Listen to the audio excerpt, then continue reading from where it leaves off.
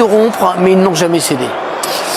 Non, c'est sûr, ils ont été solidaires, disciplinés pendant une grosse partie du match, après avoir fait le plus dur, c'est-à-dire marquer ce but assez tôt. Et ensuite, leur bloc est descendu très bas, et à force de souffrir, ils ont fini par encaisser ce but en deuxième mi-temps. Mais ils ont encore fait preuve d'une solidarité et de voir que c'est Rudiger qui donne la qualif au Real, j'en reviens pas encore. Alors vous avez dit, on a failli voir Rudiger marquer dans le match, c'était lui qui tirait le... Non mais c'est dingue. La symbolique est que le soldat Rudiger donne la qualif au Real Madrid, c'est presque drôle. C'est pas du tout le match auquel on s'attendait, moins spectaculaire que ce qu'on imaginait, et plus déséquilibré finalement sur le terrain que ce qu'on imaginait. Ça a été une attaque-défense incessante, mais... à la fois la solidité du Real a été impressionnante et peut-être le manque d'imagination et de vitesse de City. Oui, mais pour moi, ça n'a pas été une attaque-défense. Ça a été une conservation autour de la surface de réparation du Real Madrid. Il n'y a pas eu de vitesse de transmission. Hier, on faisait reproche au PSG pour pouvoir justement bousculer un bloc bas. City ne l'a pas fait. Le Real Madrid est venu avec un plan. Ils ont réussi à faire ce qu'ils voulaient faire. Et ils ont une qualif. Mais franchement, moi, je m'attendais à un autre match. J'ai trouvé très ennuyeux même le match à un moment donné, mais il y avait en fait le plan d'Ancelotti a réussi à faire déjouer Manchester City complètement. Le fait de revenir très bas, comme on dit, parquer le bus devant les 18 mètres, ils l'ont fait très souvent en deuxième mi-temps. Et je pense que ça a agacé les joueurs de City, ils se sont heurtés. Il n'y a pas eu beaucoup de frappes, on s'attendait à beaucoup de frappes plus lointaines, vu que c'était très compliqué de rentrer dans la surface. Et à l'arrivée de voir le Real après, on le dit, cette deuxième mi-temps et cette deux mi-temps de prolongation, c'est quand même très surprenant quand même, parce que franchement, ils sont encore là, quoi. Lui, c'est l'homme du match du côté du Real quand même. Il faut montrer ce match-là. Bellingham, tous les joueurs qui sont pas assez humbles pour défendre, montrer que le sens du sacrifice de cette équipe du Real de Madrid et de Jude Bellingham qui a couru. Incroyable. Il court encore. Le Real a quand même une sacrée résilience. Et surtout, c'est s'adapter finalement aux différents formats de rencontres. Ça a été très ouvert au match aller, ça a été beaucoup plus fermé ce soir, mais cette équipe, peu importe finalement le format de la rencontre, elle sait s'adapter et faire les courses qu'il faut aussi pour fermer les espaces au moment important. En route peut-être pour la 15e, les joueurs du Real, on rappelle que c'est une passation de pouvoir, une perte de trophée, puisque City était détenteur et abandonne son trophée ce soir. Elle abandonnera en tout cas après la finale à Londres. La joie de Bellingham. On a vu aussi Lonin, ce gardien ukrainien que personne ne connaissait, qui a été prêté dans des clubs obscurs espagnols pendant des années avant de revenir au Real. Il est d'un calme, ce garçon. Incroyable. C'est incroyable. Il est calme et puis surtout il a fait des bonnes interventions aussi en première mi-temps. J'ai trouvé très serein aussi avant d'aborder sa séance de tir au but. Voilà, pas de fioriture, pas de comportement pour déstabiliser l'adversaire. Il est juste dans sa bulle et il l'a très bien fait ce soir. Il nous fait une courtois pour le moment en 2022, parce qu'il a été décisif en huitième de finale contre Leipzig. Là, il est décisif en quart de finale contre Manchester City. Il se met au niveau. Le Real en demi, une fois de plus. Comme très souvent, presque comme toujours, c'est la 12e demi-finale en 14 ans pour le Real Madrid. Incroyable. La 4e consécutive. Et si vous voulez même qu'on aille un peu plus loin, c'est la 33e de l'histoire du Real Madrid. C'est grand club du monde. Je crois que c'est un grand club. Je suis pas sûr. Mais... C'est le plus grand club du monde. Le plus gros palmarès. En tout cas, on rembobine rapidement le match. On regarde cette ouverture du score très précoce dans le match. C'est elle qui a tout changé parce que les Madrilènes n'ont pu s'adapter. Le Real en demi, une fois de plus. Comme très souvent, presque comme toujours, c'est la 12e demi-finale en 14 ans pour le Real Madrid. Incroyable. La 4e consécutive.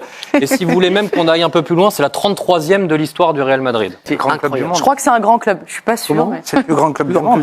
Le plus gros palmarès. En tout cas, on rembobine rapidement le match. On regarde cette ouverture du score très précoce dans le match. C'est elle qui a tout changé parce que les Madrilènes ont pu s'adosser à cet avantage qu'ils ont maintenu très longtemps. Ils n'ont craqué que dans le dernier quart d'heure. Et sur ce contre, effectivement, il y a ce extraordinaire contrôle de Bellingham qui donne ensuite sur le côté droit cette action qui se développe avec Vinicius et Rodrigo en deux temps à l'arrivée. On jouait la 12e minute et c'est le dernier tir cadré ce soir du Real Madrid. Incroyable. Ouais, c'est comme quoi c'était vraiment le plan, mais encore fallait-il marquer. Et je trouve que l'action qu'ils font, elle est aussi à l'image de cette équipe, c'est que quand ils se projettent et quand ils y arrivent, ils sont quand même très efficaces, quoi. J'ai envie de dire bravo. Et puis Bellingham, on l'a beaucoup vu défendre. Mais sur cette action, il montre aussi que c'est aussi le facteur X pour développer l'action. Je sais, je l'aime trop. Les efforts aussi, Hervé, qui ont été fournis. On a vu quand même Carvajal, Vinicius sortir sur crampe. Donc on voit des joueurs de Madrid qui œuvrent, qui défendent, qui œuvrent pour l'équipe. L'équipe est plus importante que tout et là vraiment on a la définition. Regardez, Bellingham il court encore. Ah bah trop tard. Je voulais revenir sur le dernier. Bellingham est en train de courir encore sur la pelouse. C'est son 16e kilomètre. City a tout fait pour revenir. Ils ont fini par trouver la faille grâce à Doku notamment, qui a un peu permis à De Bruyne là, de marquer. De Bruyne qui aura l'occasion ensuite de donner la victoire un peu plus tard, avec deux grosses occasions. Très très grosse occasion sur son plat du pied, mais malheureusement il n'a pas eu la même lucidité que là, parce que même celle-là elle n'est pas facile. Lounine reste sur ses appuis et donc il faut la mettre juste en dessous de la barre, ce qu'il fait très bien. Il vise la tête, hein. Ouais. Non mais il la met où il faut. De Bruyne. Ce qui est d'ailleurs bizarre, c'est qu'il va rater une occasion beaucoup plus facile à mettre. Ancelotti,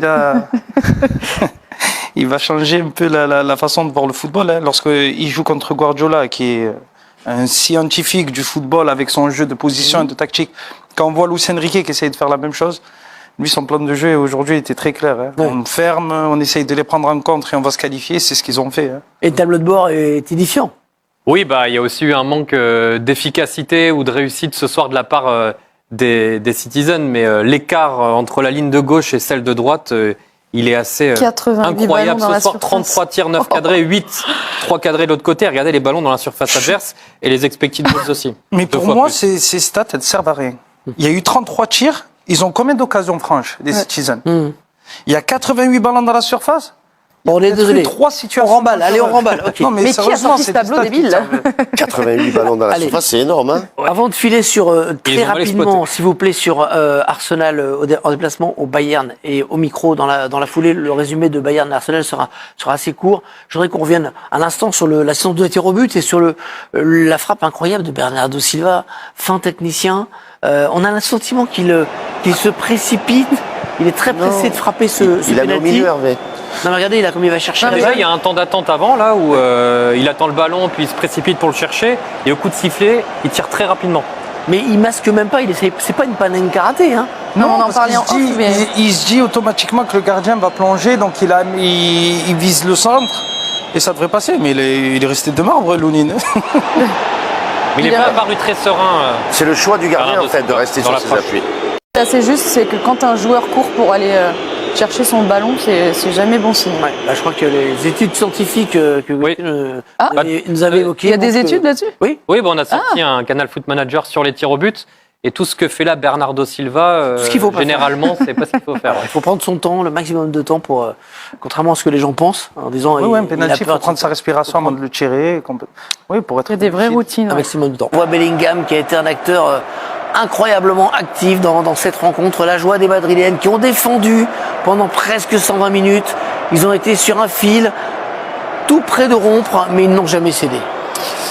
Non, c'est sûr, ils ont été solidaires, disciplinés pendant une grosse partie du match, après avoir fait le plus dur, c'est-à-dire marquer ce but assez tôt. Et ensuite, leur bloc est descendu très bas, et à force de souffrir, ils ont fini par encaisser ce but en deuxième mi-temps.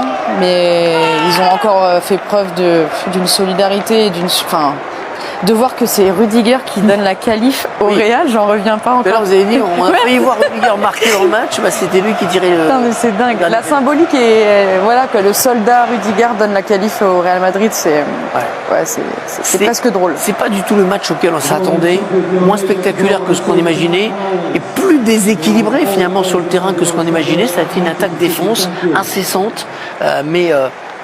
à la fois la solidité du Real a été impressionnante et peut-être le manque d'imagination et de vitesse de City. Oui, mais pour moi ça n'a pas été une attaque-défense, ça a été une conservation autour de la surface de réparation du Real Madrid.